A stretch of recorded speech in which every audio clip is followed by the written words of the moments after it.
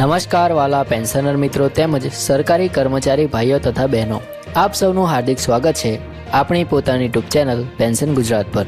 તો મિત્રો, જો તમે ગુજરાત રાજ્યના પેન્શન ધારક છો અથવા તો હાલમાં સરકારી નોકરીમાં ફરજ બજાવી રહ્યા છો, તો આજનો આ વિડીયો તમારા માટે ખૂબ જ મહત્વપૂર્ણ અને ઉપયોગી સાબિત થવાનો છે, કારણ કે આજે આપણે વાત કરવા જઈ રહ્યા છીએ વર્ષ 2026માં લાગુ થનારા મોંઘવારી ભથ્થા વધારા વિશે અને આવનારા 8મા પગાર પંચ વિશે, જે પેન્શનરો અને કર્મચારીઓ માટે ડબલ ખુશખબર સમાન બની શકે છે। મિત્રો, જેમ તમે જાણો છો તેમ વર્ષ 2025 દરમિયાન રાજ્ય સરકારે જાન્યુઆરી અને જુલાઈ એમ કરીને 2 તબક્કામાં મોંઘવારી ભથ્થામાં વધારો જાહેર કર્યો હતો અને કુલ 58% સુધી ડીએ પહોંચ્યું હતું। તેનો સીધો લાભ કર્મચારીઓ સાથે સાથે પેન્શનરોને પણ મળ્યો હતો। હવે 2026ની શરૂઆત સાથે જ ફરી એકવાર આશાનું કિરણ દેખાઈ રહ્યું છે, કારણ કે હવે માત્ર મોંઘવારી ભથ્થું જ નહીં પરંતુ 8મા પગાર પંચનો પણ અમલ થવાનો છે, એટલે કે પગાર અને પાછું પેન્શનમાં એક સાથે મોટો વધારો થવાની શક્યતા દેખાઈ રહી છે। મિત્રો, 8મા પગાર પંચમાં સૌથી વધુ ચર્ચાનો વિષય કયો હોય તો એ છે ફિટમેન્ટ ફેક્ટર। હાલમાં 7મા પગાર પંચમાં ફિટમેન્ટ ફેક્ટર 2.57 ગણું રાખવામાં આવ્યું હતું, પરંતુ વિવિધ અહેવાલો અને નિષ્ણાતોના મત મુજબ 8મા પગાર પંચમાં ફિટમેન્ટ ફેક્ટર 3 ગણું અથવા તો 3.42 ગણું થઈ શકે છે એવી શક્યતા વ્યક્ત કરવામાં આવી રહી છે। મિત્રો, જો આવું થાય છે તો કર્મચારીઓના મૂળ પગારમાં નોંધપાત્ર વધારો થશે અને તેનો સીધો ફાયદો પેન્શનરોને પણ મળવાનો છે। તો ચાલો મિત્રો, સરળ ભાષામાં સમજીએ તો ઉદાહરણ તરીકે જોઈએ તો જો કોઈ કર્મચારીનો હાલનો મૂળ પગાર 35,400 રૂપિયા છે, જે લેવલ 6 માટે છે, અને જો ફિટમેન્ટ ફેક્ટર 3.42 થાય છે તો નવો મૂળ પગાર લગભગ 90,000 રૂપિયાની આસપાસ પહોંચી શકે છે। આ માત્ર મૂળ પગાર છે, તેના પર ઘર ભાડું ભથ્થું એટલે કે HRA અને ટ્રાવેલ ભથ્થું એટલે કે ટીએ ઉમેરવામાં આવે તો કુલ પગાર લગભગ 1,15,000 થી 1,20,000 રૂપિયા સુધી પહોંચી શકે છે।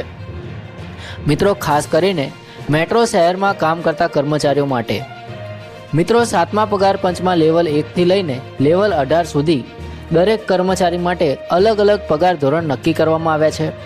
જેમ કે લેવલ 3 માટે મૂળ પગાર આશરે 21,700 રૂપિયા છે, લેવલ 6 માટે 35,400 રૂપિયા છે અને લેવલ 10 માટે લગભગ 56,100 રૂપિયા છે।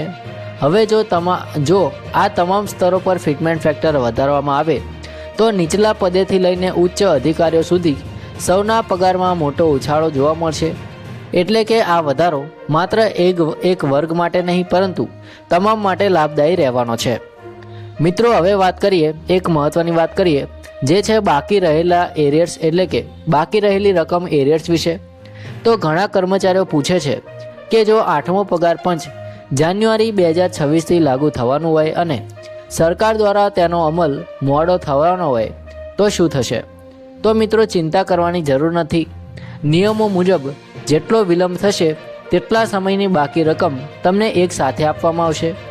ઉદાહરણ તરીકે, જો કોઈ કર્મચારીના પગારમાં દર મહિને 10,000 રૂપિયાનો વધારો થવાનો છે અને અમલમાં 15 મહિનાનો વિલંબ થાય છે તો તેને લગભગ 1.5 લાખ રૂપિયા એટલે કે 1,50,000 રૂપિયાની એરિયર્સની રકમ એક સાથે મળી શકે છે। એટલે કે તમારા હકના પૈસા સુરક્ષિત છે અને સમય આવતા તમને જરૂરથી મળશે।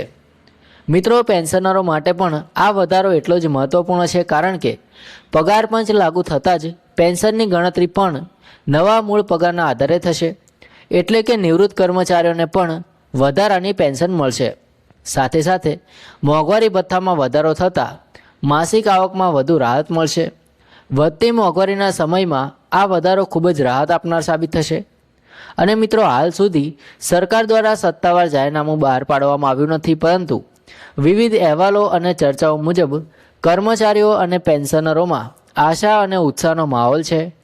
દેશભરના લાખો કેન્દ્ર અને રાજ્ય સરકારના કર્મચારીઓ હવે ફિટમેન્ટ ફેક્ટરની સત્તાવાર જાહેરાતની રાહ જોઈ રહ્યા છે, કારણ કે એ જ આખી ગણતરીનો આધાર છે। મિત્રો, કુલ મળીને જોવું જાય તો વર્ષ 2026 પેન્શનરો અને સરકારી કર્મચારીઓ માટે ઐતિહાસિક વર્ષ બની શકે છે। એક તરફ મોંઘવારી ભથ્થામાં વધારો અને બીજી તરફ 8મો પગાર પંચ, બંનેનો લાભ મળતા આવકમાં ડબલ વધારો શક્ય બનશે. આવનારા સમયમાં સરકાર દ્વારા જે પણ સત્તાવાર જાહેરાત થશે તેની સચોટ અને વિશ્વસનીય માહિતી આપણે આ ચેનલ પર સૌથી પહેલાં પહોંચાડતા રહીશું. તો મિત્રો, જો તમે હજી સુધી આપણી ચેનલ પેન્શન ગુજરાતને સબસ્ક્રાઈબ નથી કરી તો અત્યારે જ સબસ્ક્રાઈબ કરી લેજો. જય હિન્દ, વંદે માતરમ.